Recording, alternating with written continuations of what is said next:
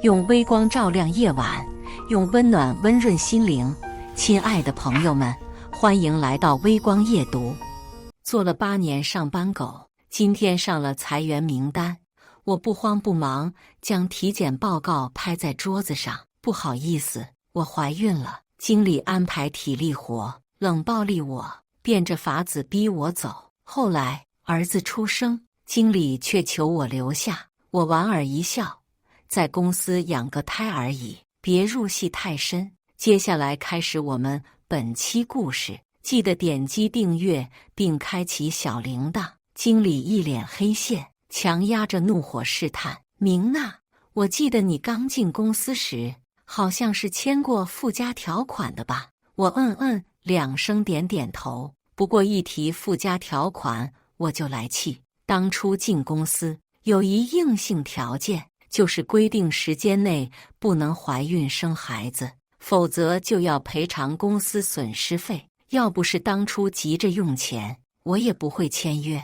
这8年时间里，不是戴套就是用避孕药，做爱像做贼，生怕一个不小心就怀上了。可我这个易孕体质是走了狗屎运，就算1年只同房1次也能中标。躺在手术台刮宫削肉时，我就把公司骂了800回，这辈子绝对不会再躺上去第2次。见我发愣，经理眉头舒展，拿起茶杯抿了一口：明娜，你也知道公司规定，损失费500万不是个小数目。不过你呢也不用担心，毕竟在公司这么多年，也是老员工。怀孕这事你知我知，出了这扇门没人会知道的。这里有100元，当作我恭喜你的一点心意。你呢赶紧收拾好东西走人吧。我不禁翻了个白眼，笑里藏刀的阴险小人，面上是好人，背后就打小报告。抢功贪计是他，甩锅踩人也是他。我看别人都有一笔遣散费，到了我这里绝口不提不说，还妄想用100元打发了事，做梦做大发了吧。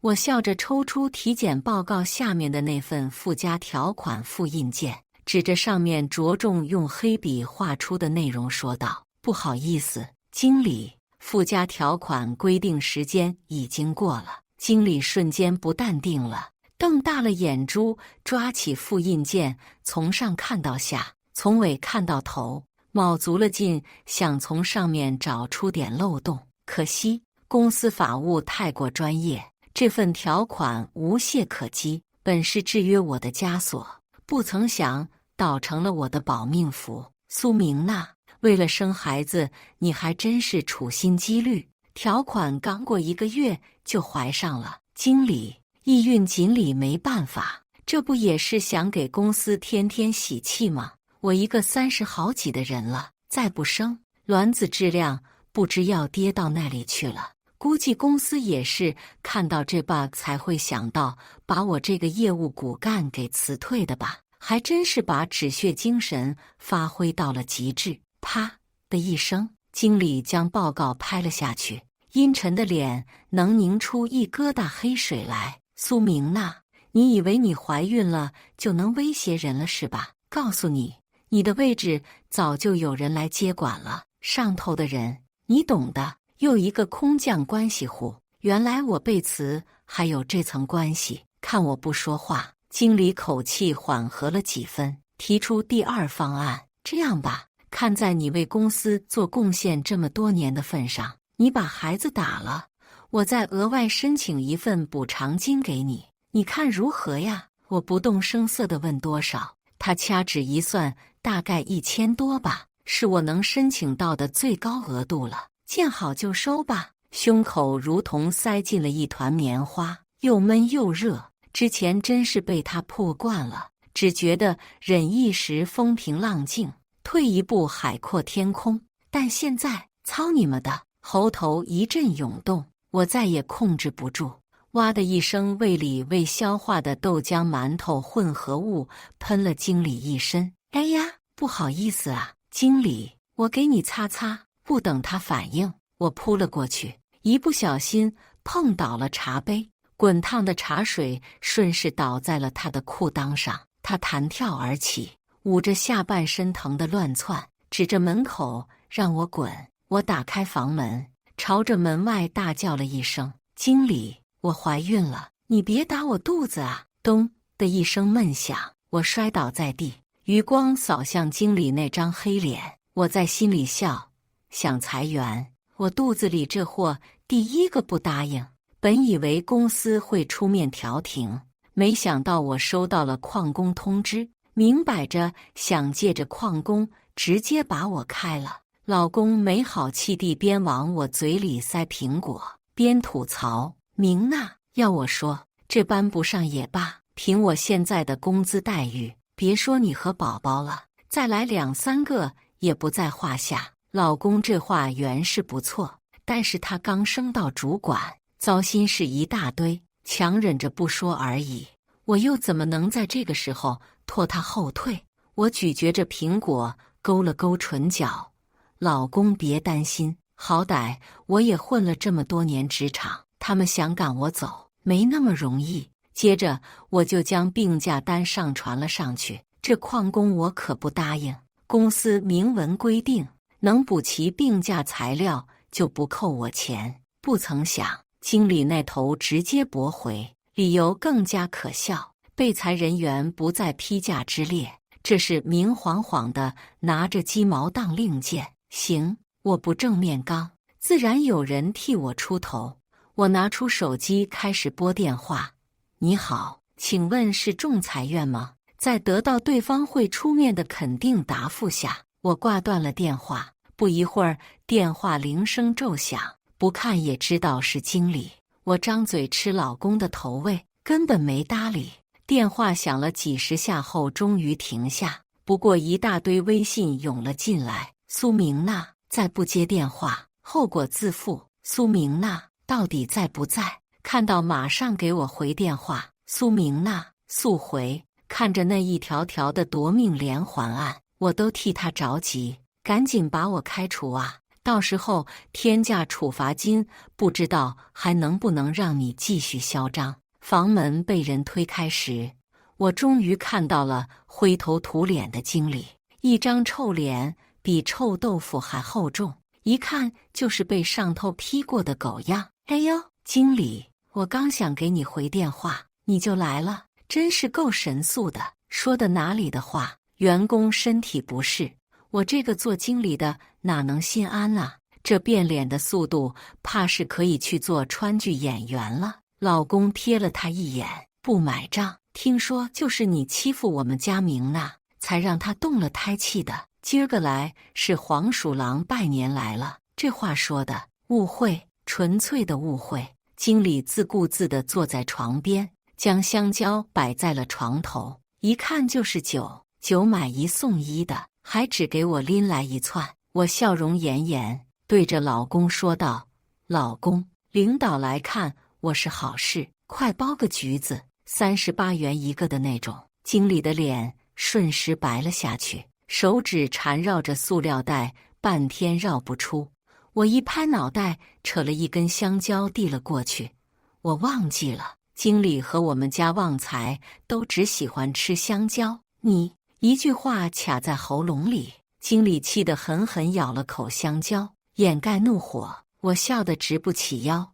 哎呀，经理，不是我说，连吃香蕉的神态表情都和我们家的狗一模一样啊！咳，经理直接噎住，老公会意，赶紧上前拍后背，那一拳头下去，经理吐了一地，眼泪都掉出来了，肉眼可见的心疼。我由衷赞叹，他是真扛揍。我男人可是练家子，那肌肉那力道，要不是手下留情，估计当场骨裂。她好不容易挣脱开老公的桎梏，趴在垃圾桶上干呕，只吃了一口的香蕉也扔了进去。我故作要帮忙的样子，她吓得往旁边躲，一只脚踩进了垃圾桶，再拿出来。咦，狗都嫌脏。我眼疾手快，一边说着别动，一边拿起水杯直接泼了过去。看着他那狼狈的模样，我不好意思地捏起鼻子，不好意思，手抖没拿稳。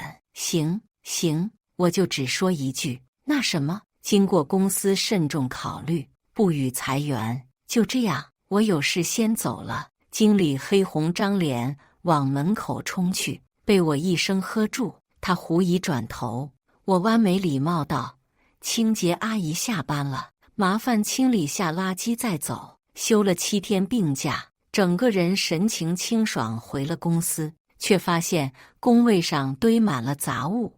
我正欲找经理理论，却见助理双手环胸站在了我面前。经理出差了，让我通知你到货运部报道。我一听就炸毛，挺起胸膛回怼：为什么要把我调到货运部？我又不是粗工。助理挑眉一笑，将调令塞进我手里。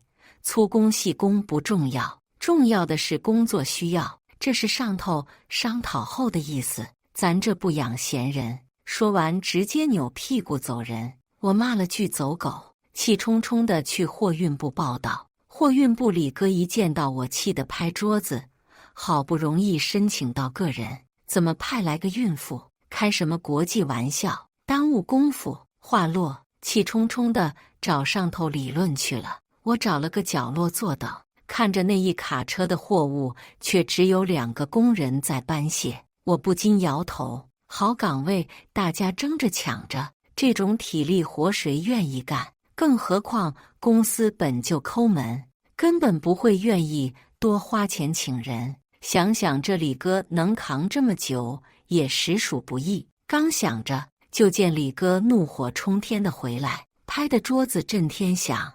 那些天煞的，一天天就只知道吃喝玩乐，哪里管我们死活？哎，烦！我本想安慰几句，他却没搭理，抛下一句别烦就离开了。想着虽然是孕妇，但也不好不干活。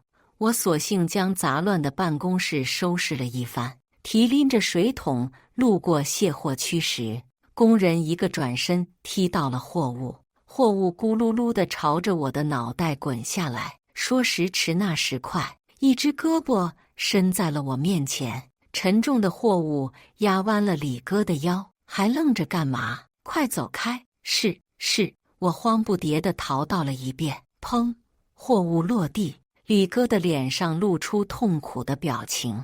工人道歉上前查看，想替李哥查看伤口。李哥一声忙你的去把人吼走了。看着他一瘸一拐地回了办公室，我满心不好意思，匆匆赶了过去。只见他后腰红肿一片，正在努力擦药，却怎么都够不着。我走了过去，拿起棉棒沾上药粉，小心地敷在了伤口上。他滋了一声，没有喊痛，却反而问我有没有受伤。我摇了摇头，他紧绷的肌肉这才放松了几分，口气淡下：哎，别怪我多嘴，你肯定是得罪了上头的人，才会被派到这种男人都不肯来的地方。听我一句劝，要不还是走走关系，想办法换个地方吧。我答非所问，转了话题：李哥，咱们这就只能靠手搬运货物吗？哎，之前有叉车，不过那些王八羔子买的是淘汰次品，过了保质期就坏了。我提了很多次，次次都说没钱，这不都在那里吃灰呢？顺着他指的方向看去，果然角落里堆着2台叉车。我放下碘酒，径直走了过去，左右看了看。李哥没在意，穿好衣服又忙去了。吃中饭时，他特意给我拿了个盒饭过来，还把他的鸡腿夹给了我，说是1个人吃2个人补。我感激地冲他笑笑，继续忙着捯饬机器。这玩意我打听过了，没个10来万修不好。哎，我知道你是公司的高级工程师，但修好了试试。李哥差点惊掉下巴，连饭都顾不得吃，赶紧跳上了车。开关启动，前进后退，轮番试了个遍。怎么样？还不错吧？我笑着擦了擦额角的细汗。李哥从车上跳下来，双手在衣服上蹭了蹭，紧紧握住我的手，激动不已。你真是个宝贝。哎呦，怎么了？轻点，手痛。还别说，这哥们手劲忒大，四目相对，我们仰头大笑。看来我这个孕妇也不是一无是处的饭桶嘛。自从来了货运部，李哥简直把我捧上了天。不然我干重活不说，还处处照顾，餐餐投喂，把我都养出肥膘了。我自然也没有辜负他的一番好意，针对货运部的情况搞了个小软件，优化搬运流程，划分仓库区域，让人一看就知道货品的数量批次，也杜绝了之前工人搬运过程中出现的意外情况。看着焕然一新的办公场所，李哥竖起了大拇指。他说：“都是上头那班人不经相遇，活该便宜了他。”但我也告诉他，这些事千万别声张。他虽然不太懂，还是重重地点了头。可惜我终究还是低估了经理对我的怀恨在心。上头搞突袭检查，一看到我坐在工位上喝茶，经理顿时跳脚，手指敲打桌子，扣扣作响。苏明娜，别仗着自己的孕妇就可以上班摸鱼，你这样的行为，公司可是零容忍。我现在就告诉财务扣钱。经理，你哪只眼睛看到我摸鱼了？我无谓挑眉。经理两手一摊，指着身旁一大群狗腿说：“大家都看到了，对吧？”众狗腿附声：“对对对！”我带头鼓掌，叫得好。经理掏出手机就说要扣我钱，我拉他坐到了座位上，指着屏幕让他自己看。修理叉车申请奖励报告，根据公司条例，如若能替公司节省开支，可以申请奖励。经理，我没错吧？各位同事，大家都看到了吧？要不要我让人开出来看看？一巴掌打得众人哑口无言。切，早知道会抓住我小辫子不放。货运部可不是办公室，其他活也得干。那里什么？过来！经理不服气，梗着脖子叫来了李哥。不是说很忙吗？还不让他去干活？可是个什么？不想干了。货都搬运完了，理货也理清了。经理，实在是没有货了。经理一听，脚下一滑，差点摔倒，推开众人，开始巡查每个角落，连厕所都没有放过。他那个德性我知道，每次上头来检查，就戴着白手套到处抹，非得找出点岔子不可。幸好我有限人在，提早通知了我，要不然肯定会被他抓小辫子。他火气无处发泄，用力踢了地上的货物一脚，却疼得哇哇乱叫。我差点笑出声。踢什么不好？踢个铁墩子能不疼吗？见我脸上难掩笑意，经理虎着个脸走了过来。从今天开始，你给我回技术部。切，回就回，谁怕谁？好不容易回了老地方，我伸了个懒腰，想收拾下工位上的杂物，却被阻止。那个经理特意吩咐要照顾下孕妇，你的工位在那里。顺着视线望去，是靠近厕所的那个无人区。平日里大家都嫌弃厕所近，又臭又脏，又闷又热，没人喜欢去做。这下倒好，打着照顾的名义赏赐给了我。我扯了扯嘴角，并没有提出异议，拿着自己的东西搬了过去。风水宝地，我可要好好利用。1周时间，我就把经理上厕所的时间频次给摸了个透彻。更关键的是，我还发现了他的一个小秘密。今天上头临检，经理如临大敌，吩咐所有人要做好本职工作，不要到处乱窜。陪完领导，熬到了10点，经理肚子早就咕噜噜叫，早就憋着一团屎要拉。好不容易送走了领导，他一头窜了进去。我和说呀，今天来的那个领导是个秃头，脑袋没几根毛，还好意思叫别人注意形象。对，就是个话痨子，假正经，背书背得溜有什么用？还不是人家身边的一条狗。这种人早晚下台，到时候别让我碰上，非给他点颜色瞧瞧。蹲坑蹲了半小时，我们外头的人没有一个敢进厕所，因为领导就坐在我的工位上，青筋暴裂，怒目圆睁，这模样能吞下一头牛都有可能，更何况是经理那豆苗。哗啦啦一阵水声，经理提着裤子出来，一看到一群人如树桩站在那里，顿时火了。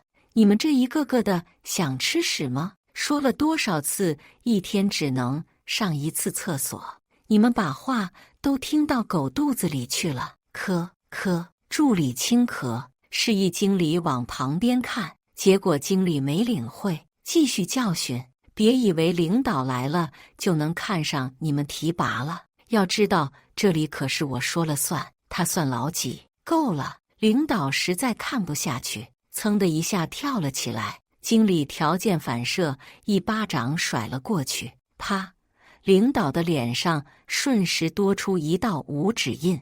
吴韵林，这次巡查我会如实向总部汇报的，别介，领导，都是误会，都是误会。哎呦喂，那哈巴狗的样子估计也没谁了。看着往日那群被欺负的实惨的小伙伴们露出久违的笑容，我心情豁然开朗。谁叫这厮嘴里没个把风的，蹲坑就蹲坑吧，非得吐槽就吐槽吧，非得吐槽上头的人，这不是自己搬起石头砸自己的脚吗？活该！本以为经理这次铁定遭殃，要比我先走人，没想到上头只是轻飘飘的一句下不为例就敷衍了事。果然，这没脸没皮的人能爬到中层的位置，是有点绿茶体质在身上的。不过我也不怕，开撕就开撕，管他呢。出乎意料，经理没有给我继续穿小鞋，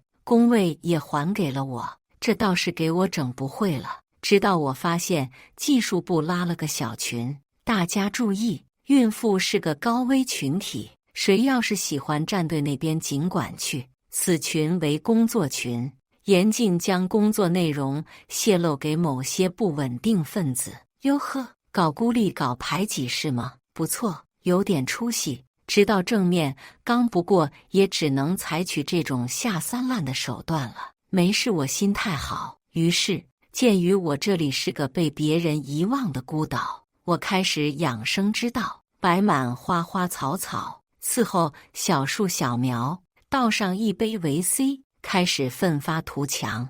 技术指南、进阶编程、优化工作流程工具书摆满一桌，讲究的就是奋发图强，把之前落下的学习漏点、技能缺块都趁机啃了一啃。置身知识的海洋，我活得好不快活。再看看一旁的同事们，个个顶着黑眼圈，佝偻着背，顶着一头鸡窝加班。没办法呀，我的活他们都干去了。虽然似懂非懂，但是他们都不敢来问我，因为群里明确规定了，要杜绝和我这样的毒瘤混在一处。看着他们抓耳挠腮的样子，我实在是无能为力。预产期越发的临近，肚子越来越大，掐指一算快生了。本以为会把冷板凳坐穿，没曾想经理口中的那个关系户还真的来了。苏明娜，还不快让开！我舔着个肚皮，慢悠悠地挪动。来人不满挑眉，一股子奶味，我才不要做呢。这话是冲着我来的，刚泡好的奶粉还没喝呢。经理一把抓起我的杯子，倒进了垃圾桶，吩咐我去倒。我扶着腰，做事要去倒，身子一歪，直接倒在了他们身上。哎呦，疼死我了！吴经理，快扶我起来，我要报工伤。工伤？别动，别动，我好像要生了。苏明娜，骗谁呢？生什么生？今天生了，我跟你姓。120，羊水破了，我要生了。我在。腿下一股温热的液体流出，身下2个肉垫半点不敢动，直到救护车过来，他们还起不来。等等，我们也要上医院。夭折了。随着婴儿咕咕啼哭，我喜极而泣，能熬到现在我实属不容易。老公也劝过我很多次，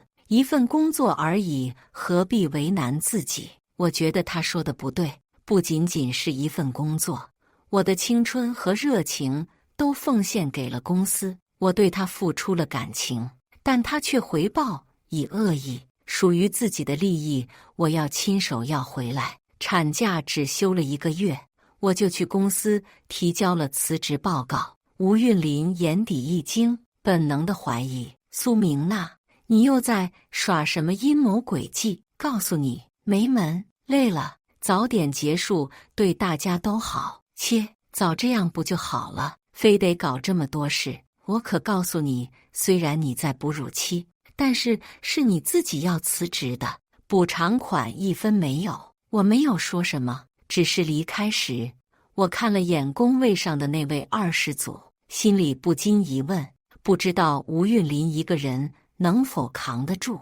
我前脚刚离开公司，后脚就收到了一群微信：明娜姐，都熬到现在了，等哺乳假结束再走也不迟啊。补偿款虽然不多，但苍蝇肉也是肉啊。虽然明面上大伙都没有和我说话，但实际上他们比谁都关心我，给宝宝买了很多新生礼，还去医院看我。怀孕的这几个月，他们也偷偷告诉我经历的不少事，比方说那个2世祖的来历，是上面某头的败家儿子，草包一个，脾气又暴躁，还有吴韵林想拉拢他，拍好马屁往上爬，届时把经理的位置留给他。同事们也唉声叹气，感叹以后的日子肯定不会好过。本来我确实可以熬到哺乳假结束，但是我想为了大家做点别的事情。老公见我回归家庭，倒是举双手赞成。他说趁这个时间好好补偿我，让我体会一回做女王的滋味。说到做到，烧菜做饭做家务带孩子都是他亲力亲为，没让我操劳一刻。本以为能踏实过段时间，没想到只1个月，吴韵林又出现了。那个苏明娜，窄道分析图在哪里？留学的优劣关键是什么？项目方案图备案注解第3是什么意思？我没有拉黑他，只是一边喂奶一边唱歌。儿子，你看看，狗杂碎就是狗杂碎吧，给脸也做不了人。见联系不上我，他直接杀上了门，后面还跟着那个2世祖。苏明娜，我说当初你怎么会那么痛快的辞职？赶明就挖了那么多的坑让我跳啊！还有之前交接工作，你没有说明白。今天我带着冯晨一起来的，你要是不说个明白，我来的正好。张工也在，一起吧。张工是公司的技术老人，我今天请他来就是给我做个见证，免得到时候拉扯，又怪我没说清楚。我翻出笔记本，开始从头说，刚一开口就被2世祖打断。哎，你说的这么快，我还没有准备好，慢点。我放慢了速度，重新讲了一遍，他又说听不懂。于是我极其有耐心地重复了第2次、第3次。到了第4次时，张工啪的一声合上了笔记本。你不是说你是本科毕业的，怎么连线条和理论都听不懂？还有刚才明娜说的都是最基本的东西，我们公司的技工都懂，你一个大学生怎么不懂？我爸说要懂这么多干嘛？不就是混个工龄吗？至于这么麻烦？2世祖早就听得不耐烦，一下子说漏了嘴，脸上红了一大片。吴韵林一听不好，赶紧站了出来，说没关系，他都听懂了，会教他的。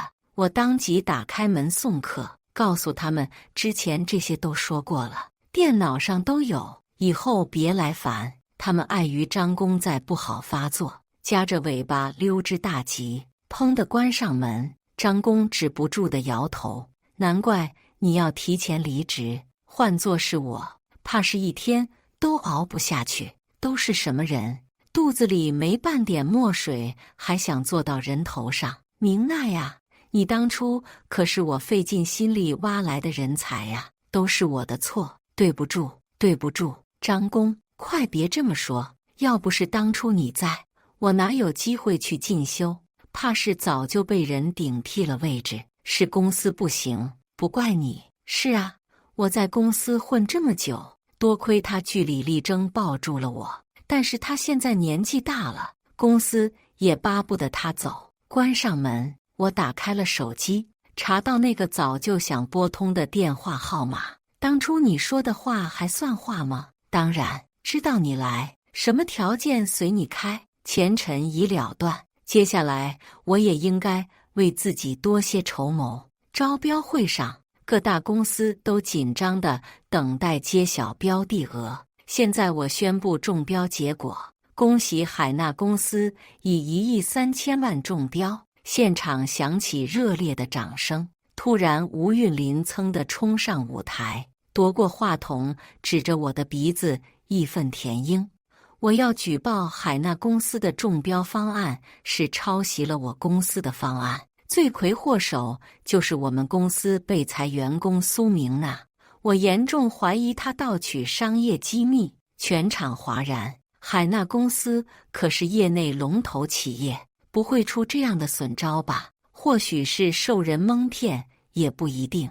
面对无端指控，我没有发疯发狂，我站了起来，大声道：这里不太方便解释，咱们还是换个清静点的地方。苏明娜，这里都是各大公司有头有脸的老板，你这是做贼心虚，有什么话不好在这里说的？大家说是不是啊？吴韵霖一下子就打断我的说话，脸上露出得意的神情。自从上次带着二世祖来过家里后，吴韵霖单独找过我，说只要我帮他完成项目，或许会考虑我为外聘人员，给我发工资。事情并非如他嘴上说的那般简单。据我所了解，二世祖回去后找了他亲爸，好好闹了一通，说吴韵霖办事不力，把他架在火上烤，上头给他下了压力。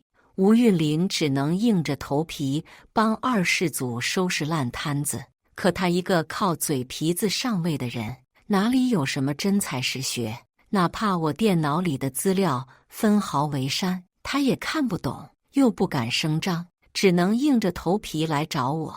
被我断然拒绝后，甩了脸子让我等着。这次竞标，他早就看到了我，却不动声色等到了现在。果然是冲着我来。台下一片嘘声，抱着吃瓜的热情看着我。我勾了勾唇角，拿出 U 盘上台，大屏幕放下，我开始耐心讲解我的 PPT。本是嘈杂的会场一下子就安静了下来，老板们被我的精准定位、各项调查报告、数据分析所折服。讲完之后，台下响起了雷鸣般的掌声，视线转向吴韵霖，他似乎还沉浸在不可思议中，一个劲地说不可能，直到得到大会委员允许，播放了他们公司的方案后，他才缓过神来。可台下是一片嗤笑，根本就不像嘛，一点都不像，哪里像剽窃了？